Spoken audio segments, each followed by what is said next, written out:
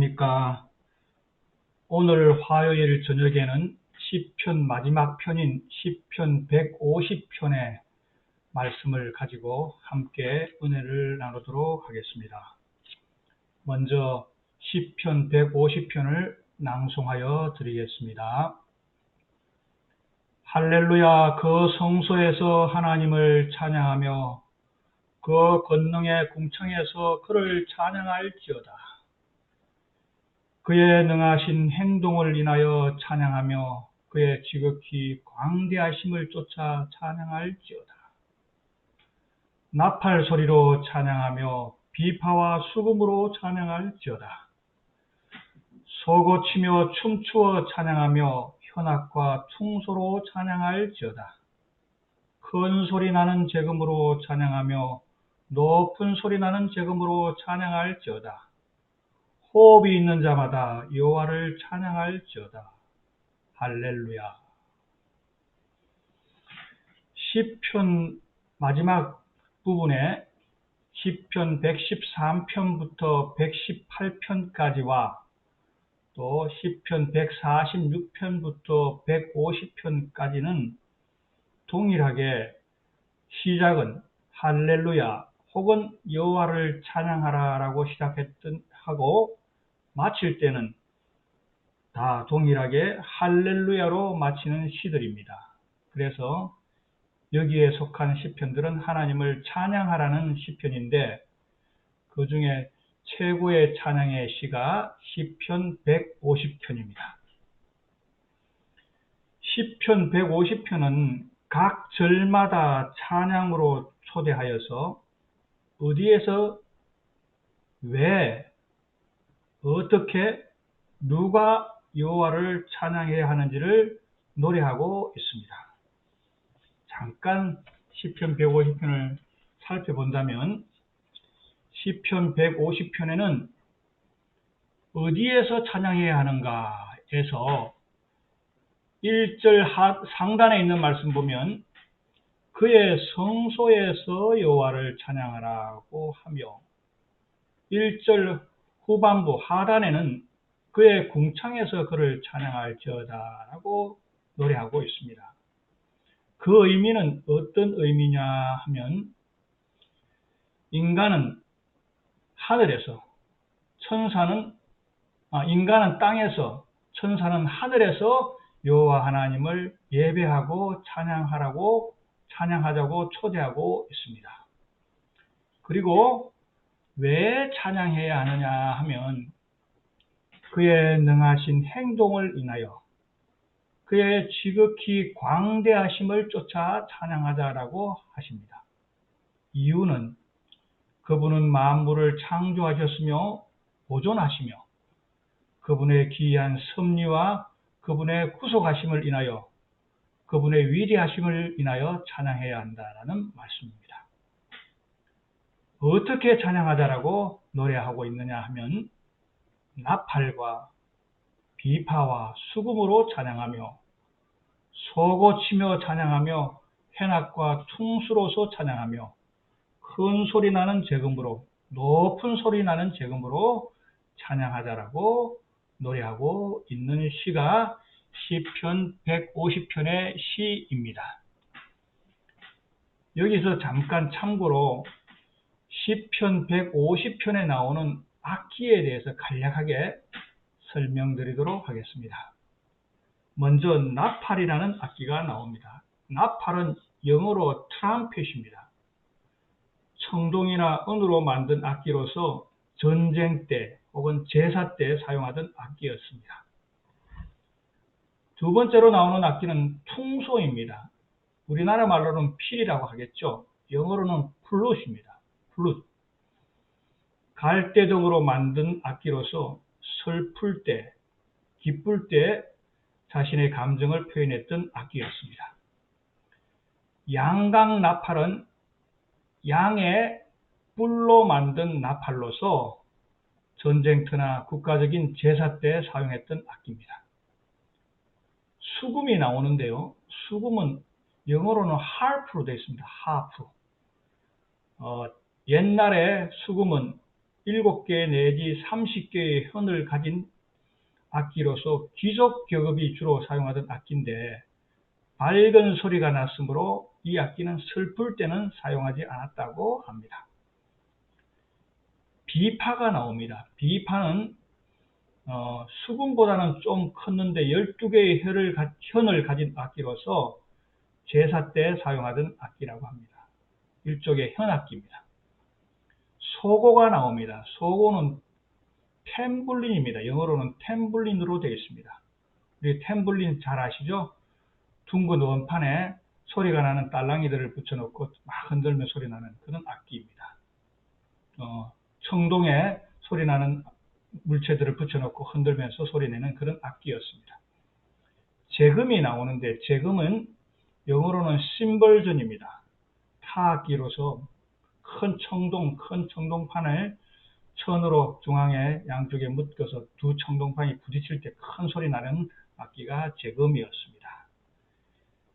여러분, 이런 7가지 악기를 가지고 합주한다고 한번 생각해 보십시다. 나팔이 불려지고 피리 소리가 나고 하프가 울리고 비파 큰 악기가 뜯고 소고 치고 심벌전 재금이 쾅쾅 울린다고 하면 분위기가 어떻겠습니까? 아마 조화되지 않으면 아마 이 연주는 엉망진창이 될 것입니다. 여러분도 합주회 하시는데, 연주회 하시는데 많이 가보셨으리라고 생각이 됩니다. 저는 개인적으로 연주회 참석할 때마다 심벌전이 쾅 울릴 때마다 저는 이런 생각들을 좀 해봅니다. 연주회 하는 여러 악기들이 조화롭게 잘 합주가 되고 있지만, 피아노, 바이올린, 비올라, 나팔, 이런 것들이 잘 연주가 되고 있지만, 저 심벌전 치는 사람이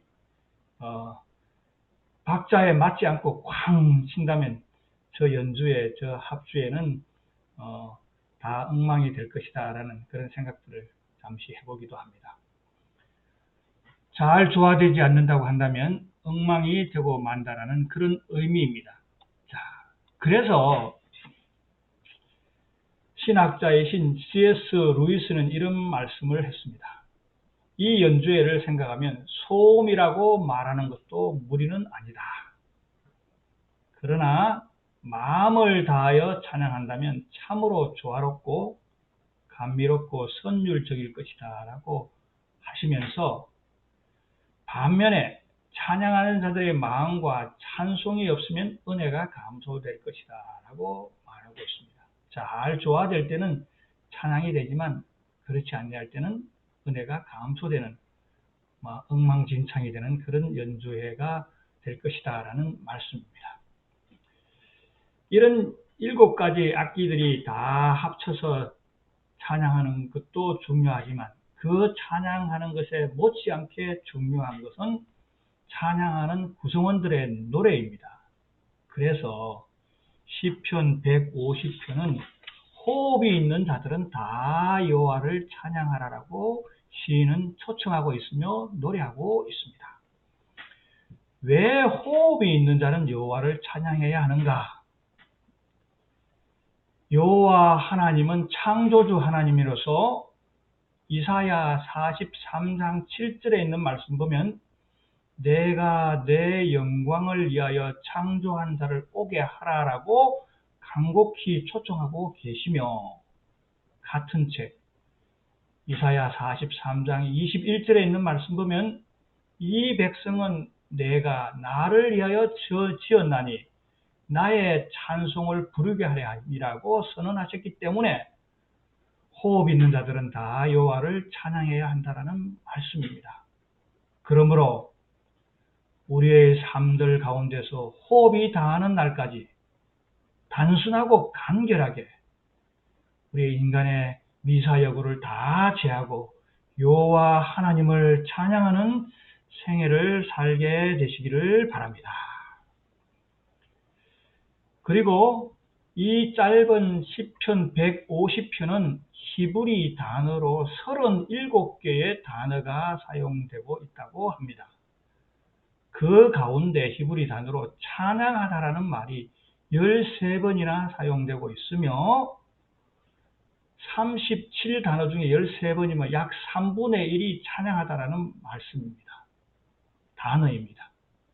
또 동시에 두 단어 할렐루야하고 그 다음에 대명사 중에 다른 단어 하나가 2번 반복된답니다. 그래서 37단어 중에서 찬양하다는 말 13번, 반복되는 또 다른 단어 두 단어 빼고 나면 22개의 단어가 나오는데 이 22개의 단어를 가지고 또 22개 단어 중에서도 악기 이름이 7번이나 나옵니다. 아주 간결한 문장으로서 인간의 본분인 찬양을 누구에게, 어디에서, 왜, 누가 어떻게 찬양할지를 찬양하고 있는 시편으로서 간결하면서도 핵심이 분명한 시로서 전 시편의 결론이요 찬양의 대헌장이라고 합니다. 그래서 여기에 있는 말씀들처럼 우리들도 간결하고 단순한 언어로 하나님을 찬양해야겠다라는 결심들을 새롭게 하게 되시기를 바랍니다. 찬양의 노래로서 최고의 합창은 핸델의 메시아에 나오는 할렐루야 대합창이라고 생각이 됩니다. 핸델의 오라토리오 메시아에 나오는 할렐루야 합창은 정말로 합창곡의 최고의 작품이라고 생각됩니다. 핸델은 우리가 아시다시피 오직 음악만을 위해서 그가 살아온 생애였습니다. 그러나 사양길에 접어든 오페라 사업이, 특별히 오라토리오 이 오페라 사업이 여러 자신이 지었던 작곡들이 흥행에 실패함으로써 빚만 늘어가면서 시리에 빠져 있었습니다. 그의 나이 50대 중반쯤 되었을 때에 건강이 악화되어서 오른손은 마비 증세를 나타내고 삶의 환희와 사람들에 대하면서 겪었던 여러 삶의 의욕들을 상실하여서 인생의 깊고 깊은 수렁에 빠졌을 때에 그의 연하 동료인 찰스 제네스라는 친구가, 연하 동료가 찾아와서 이 메시아를 작곡해보라는 강건에 못 이겨서 메시아를 작곡하기 시작하였습니다. 그가 작곡을 하면서 감명을 받기 시작하였으며 그의 감명이 극도로 달았을 때 약 24일간은 식음을 거의 전폐하시다시피 265페이지 악보에 음원을 쏟아놓기 시작하였습니다. 그가 이 작곡해 갈 때 특별히 12번 곡, 잘 알려진 곡입니다. 한 아이가 우리를 위해서 탄생하셨네라는 곡. 참으로 제가 개인적으로도 좋아하는 곡 중에 하나입니다.